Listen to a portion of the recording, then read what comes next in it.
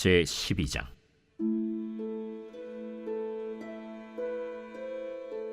예후의 제7년에 요아스가 왕이 되어 예루살렘에서 40년간 통치하니라. 그의 어머니의 이름은 시비아라, 브엘세바 사람이더라. 요아스는 제사장 여호야다가 그를 교훈하는 모든 날 동안에는 여호와 보시기에 정직히 행하였으되 다만 산당들을 제거하지 아니하였으므로 백성이 여전히 산당에서 제사하며 분향하였더라. 요아스가 제사장들에게 이르되, 여호와의 성전에 거룩하게 하여 드리는 모든 은, 곧 사람이 통용하는 은이나 각 사람의 몸값으로 드리는 은이나 자원하여 여호와의 성전에 드리는 모든 은을 제사장들이 각각 아는 자에게서 받아들여 성전의 어느 곳이든지 파손된 것을 보거든 그것으로 수리하라 하였으나 요아스 왕 제23년에 이르도록 제사장들이 성전의 파손한 데를 수리하지 아니하였는지라. 요아스 왕이 대제사장 여호야다와 제사장들을 불러 이르되, 너희가 어찌하여 성전의 파손한 데를 수리하지 아니하였느냐?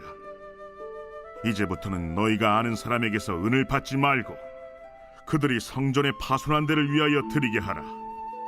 제사장들이 다시는 백성에게 은을 받지도 아니하고 성전 파손한 것을 수리하지도 아니하기로 동의하니라. 제사장 여호야다가 한 궤를 가져다가 그것의 뚜껑에 구멍을 뚫어 여호와의 전문 어귀 오른쪽 곧 제단 옆에 두매 여호와의 성전에 가져오는 모든 은을 다 문을 지키는 제사장들이 그 궤에 넣더라.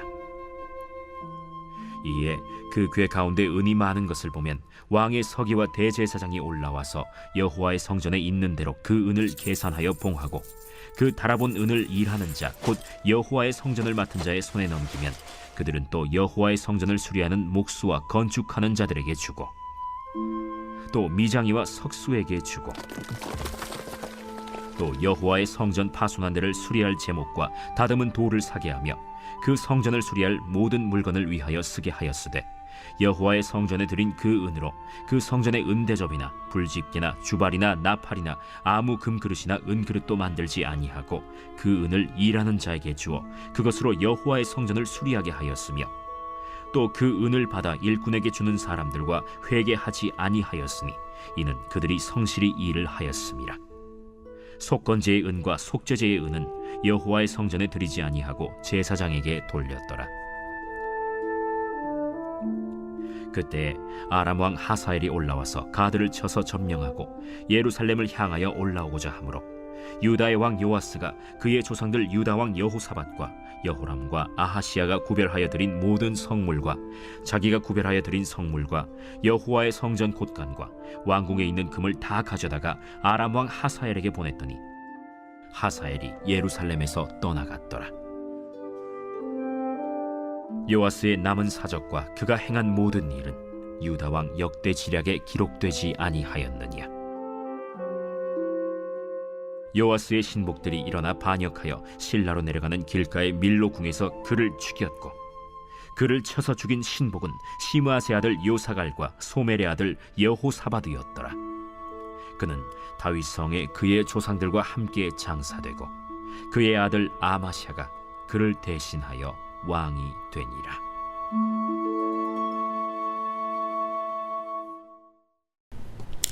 할렐루야. 이른 새벽 우리 주님 전에 오신 믿음의 성도님들을 환영하고 축복합니다. 열왕기하 12장은 유다의 왕이죠. 요아스 왕의 일생에 대해서 성경은 말씀하고 있습니다.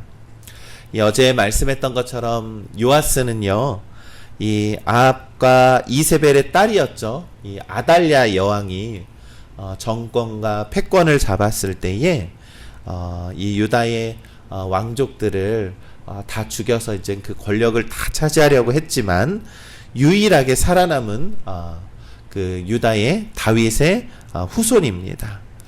이 하나님께서는 이 다윗에게 하신 그러한 언약을 지키시기 위해서 이 요아스를 6년 동안 성전에서 지켜 주었습니다. 그래서 6년 동안 그 목숨을 보존하면서 이렇게 지킬 수 있었죠. 이 오늘 말씀 1절에서 보면 이 예후 제7년에 요아스가 왕이 되어 예루살렘에서 40년간 통치하니라. 40년을 요아스 왕이 통치를 했습니다. 이 요아스는 7살에 이 왕위에 오르고요. 이 40년 동안 유다를 다스렸다라고 기록을 합니다. 이 다윗 왕조에 속한 이 유다의 왕 중에서 요아스 시대에 이르기까지 사실 이렇게 40년 동안이란 장기 집권을 한 사람은요, 다윗과 솔로몬 다음으로 요아스 왕이 유일하다라는 것입니다. 이 어린 나이에 왕위에 오른 요아스는요, 다윗과 솔로몬처럼 40년을 통치했던 것을 보면 하나님께서 특별히 이 요아스를 지켜주시고 인도해 주시고 보호해 주셨다라는 사실을 우리가 알 수 있습니다. 여러분, 우리가 세상의 어떠한 논리를 따지면 보통 통치자가 강하고 힘이 있어야 그 권력이 오래 간다라고 생각을 하지만, 하나님의 입장으로 볼 때는, 하나님의 통치를 볼 때는 그것이 중요한 것이 아니지요. 하나님과 함께 하느냐, 함께 하지 않느냐라고 하는 것이 바로 하나님께서 그 권력을 유지시켜주는 그러한 방법이라는 것을 우리가 열왕기서를 통해서 확인할 수가 있습니다.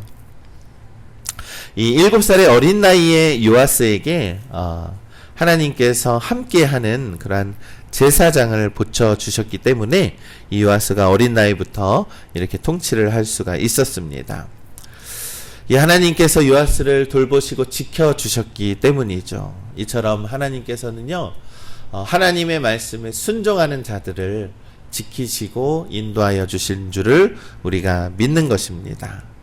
이 요아스는 이 하나님이 베풀어 주신 은혜에 이렇게 답례를 하는 것처럼 열심히 하나님의 말씀으로 통치하려고 그렇게 노력을 했습니다. 그래서 성전을 다시 한번 수리하고 재건축을 해가지고 더욱더 하나님을 잘 섬겨야지라고 생각을 했죠.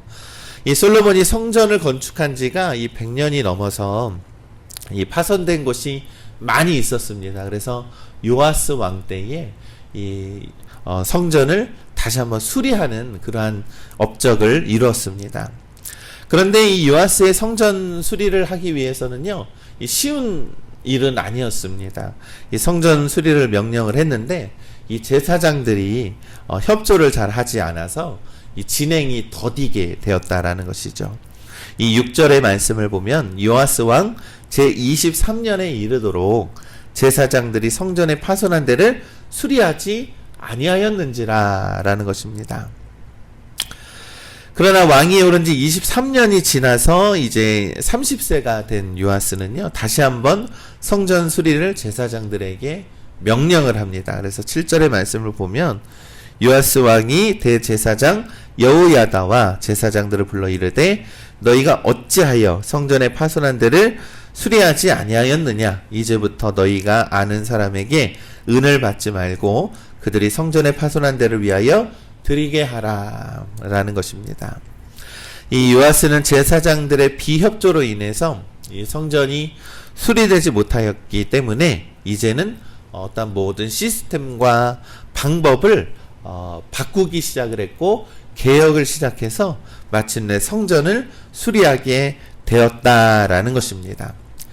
여러분, 이 솔로몬의 성전도 이 시간이 지나면 이 낡아지고 보수가 필요한 것처럼요, 우리의 신앙이라는 것도 이 시간이 지나면 사실 낡아지기 마련입니다. 그래서 약해진 부분이 무엇인지 우리가 말씀으로 조명해 봐야 하는 것이고요. 우리의 신앙은 늘 회복하고 새로워지기 위해서 하나님께 기도해야 되고 끊임없이 하나님께 물어야 한다라는 것입니다. 여러분, 오늘날 우리의 교회도, 교회라는 것은요, 늘 개혁되어야 하는 것이 바로 교회입니다. 그렇기 때문에 우리가 우리 팔봉 영광교회도 더욱더 새롭게 되어지기 위해서 노력하고 하나님의 꿈을 위해서 더욱더 꿈을 꾸는 그러한 교회가 되어야 한다라는 것입니다. 그냥 우리가 머물러서 우리 신앙만을 위한 그러한 믿음이 아니라 하나님께서 주신 복음의 그러한 복음의 은혜는 번성하고 번져가는 것입니다. 그냥 내 안에 머물러 있는 것이 아니라 차고 넘쳐서 흐르는 것이 그 은혜이고 번성하고 번져가는 것이 바로 교회의 사명이자 우리의 신앙이 되어야 한다라는 것입니다. 그러니 우리 믿음의 성도 여러분, 이 요아스가 성전을 수리하고 새롭게 변화를 위해서 하나님께 믿음으로 맡겼듯이 우리도 새롭게 변화하기 위해서 더욱더 하나님을 붙들고 살아가는 우리 믿음의 성도님들 되시기를 간절히 소망합니다. 이 요아스 왕은 이 하나님의 은혜 가운데에 이 어린 나이에 왕위에 올라서 이 성전을 수리하는 것처럼 이 하나님의 일에 열심을 다했습니다. 그런데 그가 또 통치 막바지에 이르러서는 여러 가지 그런 실수를 범하게 됩니다. 시작은 아주 좋았지만 끝이 좋지 못했던 것입니다. 2절의 말씀을 보면 요아스는 제사장 여호야다가 그를 교훈하는 모든 날 동안에는, 이 여호야다가 함께하는 동안에는 여호와 보시기에 정직히 행하였으되라고 기록을 하고 있죠. 그런데 이 여호야다가, 이 제사장이었던 여호야다가 죽은 이후에는 그가 자꾸 실수를 저지르고 다시 한번 그러한 권력을 의지하다 보니까 우상숭배의 길로 접어들었다라고 이 역대서는 기록을 하고 있습니다. 이 역대하 24장의 기록을 보면 요아스는 대제사장 여호야다가 죽은 후에 우상숭배의 길로 들어섰다라고 기록을 하고 있습니다. 그래서 하나님께서는요, 이 여호야다의 아들 스가랴를 통해서 다시 한번 요아스에게 돌이켜라, 하나님께로 돌아오라라고 하는 경고를 했지만 이 요아스는 그의 마음이 완악해져서 오히려 스가랴를 성전 뜰 안에서 돌에 맞아 죽게 했다라는 것이죠. 그러니까 하나님 보시기에 또한 악한 일들을 행하였다라는 것입니다. 이 하나님께서는 이에 대한 징벌로 이 아람왕 하사엘을 일으켜서 유다를 공격하게 했다라는 것입니다. 우리 사랑하는 우리 믿음의 성도 여러분, 때로는 우리의 신앙과 믿음을 잘 지키다가도요, 우리는 때로는 낙심하고 또한 우리의 마음이 돌아설 때가 있습니다. 때로는 우리가 하나님을 믿고 의지하면서 살아야 하고 또한 개혁하기 위해서 노력해야 하지만 우리의 마음은 자꾸 마귀의 유혹에 넘어갈 때가 많이 있다라는 것이죠. 우리의 신앙은 시작은 참 좋았지만 우리의 말년이 또한 안 좋게 끝나는 경우도 분명히 있다라는 것입니다. 이러니 믿음을 지키는 일이 얼마나 어려운 일입니까? 우리가 믿음을 지키고 하나님의 말씀에 순종하는 일은 정말로 쉬운 일이 아니라는 것입니다. 사랑하는 우리 믿음의 성도 여러분, 그러나 역대기서는 그리고 열왕기서는 말씀하고 있습니다. 하나님께서 하나님의 말씀에 순종하고 하나님의 뜻을 따르는 자들에게는 하나님은 지키시고 하나님은 구원해 주시고 하나님은 인도해 주신다라는 교훈이 이 열왕기서에 담겨 있습니다. 그러나 여전히 영적인 타락 때문에 우상 숭배하고 하나님의 말씀을 업신여기고 하나님의 말씀을 따르지 않는 자들에게는 반드시 심판이 이루어진다라는 것이 바로 오늘 성경을 통해서 드러나고 있는 것입니다. 사랑하는 우리 믿음의 성도 여러분, 우리가 믿음과 신앙을 지키는 일은 쉬운 일이 결코 아닙니다. 그렇기 때문에 우리가 하나님을 붙들고 살아야 한다라는 것입니다. 오늘도 우리가 하나님을 붙들고 살아가는 우리 믿음의 성도님들 되시기를 간절히 소망합니다. 그래서 우리의 믿음을 잘 지키고 우리의 믿음을 자꾸 개혁하고 우리의 믿음이 게으러지는 것이 아니라 더욱더 생동하고 번성하고 넘쳐나서 우리가 차고 넘치는 은혜를 우리가 하나님께 영광으로 보여드리는 우리 믿음의 성도님들 되시기를 주님의 이름으로 간절히 축원합니다.